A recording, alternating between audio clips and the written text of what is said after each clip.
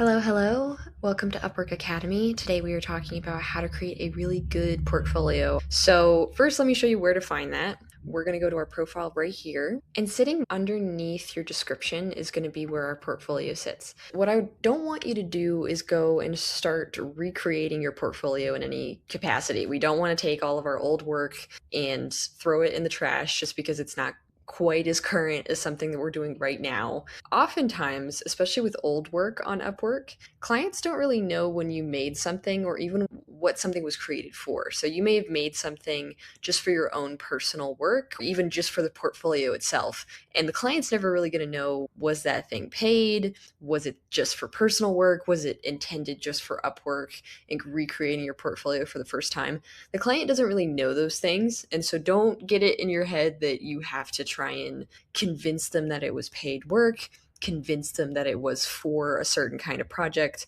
None of those things are going through your client's head. The only thing that they're going to do is look for which of your portfolios matches their project. And so we want to always have our naming conventions match that particular kind of client's project. No project names, so we don't want to call it the name of a book. Let's say you worked in a book. We don't want to call it the name of the book and then just throw everything in there that you did, because the client doesn't really have any reason to click on that particular portfolio in that case. So I want you to think to yourself, okay, what is this client going to actually click on? And then as a secondary note, we want to use tags. And I have other videos for how to find tags and how to create big lists of tags.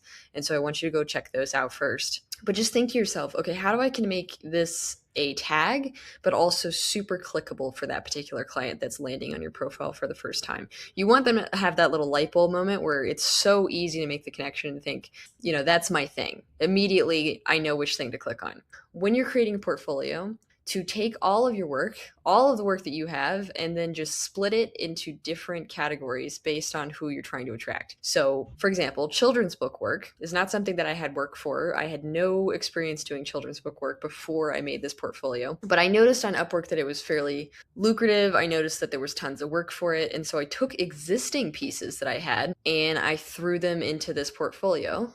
And I think I only made this particular painting, which was, I don't know, maybe a 30-minute drawing that I did.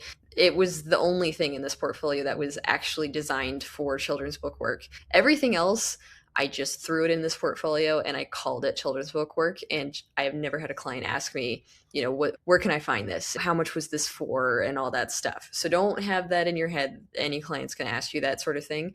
Just take existing work that kind of fits into the category and just throw it in and call it children's book work in this case. Especially if you want to try a certain niche or a certain kind of work.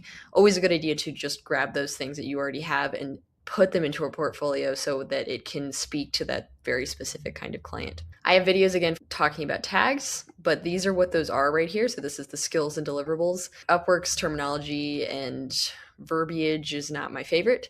It's not the most intuitive, but this is very intentional the way that I pick these. It's more like what we would do for a specialized profile. So if it's targeting, we want to use all of the tags that are targeting a very specific kind of portfolio. So in this case, children's book portfolio, all of this stuff is designed to attract that particular client. So you want to only pick the ones that are kind of in that subcategory. Another thing that I want to bring up to you is in what order do you throw these things in and how do you categorize them? Because this sometimes can be a little bit difficult to know how to do this. I like to pick my best work, but I don't want you to ever think your old work or something that you don't personally think is very good should not be at the top of the list. All of these things should be moved around, swapped in different orders to see what clients actually resonate with, because there are pieces, especially things that you think are not quite as good as others, that actually can get you more work. So like, for example, this particular painting right here is something that I did in high school. It is incredibly old, and I actually don't really paint like this anymore. I could do this kind of style now, but it's not the natural style that I have anymore. But that doesn't mean that clients don't still bring this painting to me. They bring it to me all the time. They say, this is the painting I want you to recreate, Kayla. They also do this with this one here, pretty far down the list. This one right here. They show this painting to me and they say, can you make this painting as well? And this one's also a couple of years old. Both paintings I would consider not to be my best work. or even current, honestly. And that doesn't mean I don't want to take them out of my portfolio, because they continue to get me work. And so that should be the metric that we use for all of the things that we put in our portfolios. And if you don't have anything that's currently getting you work, or you don't know what's going to get you work, then just throw them into each segmented kind of work that you're trying to attract. So speaking to different kinds of clients, different kinds of projects, and then just swap the order to see which one actually resonates with clients. And you'll start to notice that certain things will actually be brought to you more than others.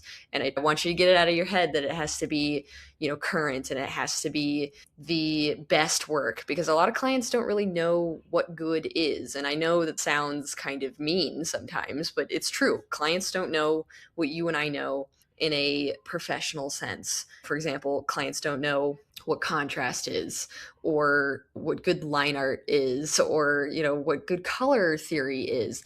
These things that I understand and other artists are going to understand are not going to make a whole lot of sense to the average client. They're going to look at my artwork, they're going to think, I love it, I hate it. That's really all that's happening here. And so I want you to look at your work and think, what's going to resonate with the client, what's actually going to get me work, and then just leave it and actually see what the market likes, see what the market is interested in, because that's really truly the metric that matters. Not what you think matters, not what you think is a good portfolio, but what the market actually thinks is a good portfolio, what actually is going to get you paid work. So reorganize them, call them names that are both tags, but also something that clients are going to click on and make sense to them specifically. So no internal terminology. So I'm not going to call the character turnaround design or concept art, or things that are a little bit further down that are going to make more sense to the artist crowd rather than a client crowd in my particular situation. You're going to have terminology that's going to make sense to you. And I want you to try and get to what they're using as much as possible. And use tags. Use tags from my other videos on how to find those, and put those in your portfolios. It'll help you out to help Upwork identify your profile and put you in front of the right people. And then don't stress about it too much. Put something together. I have gotten work on here with much, much less than this. I have gone in just in the bare minimum of a portfolio to just get a little bit of work before, just to test it out.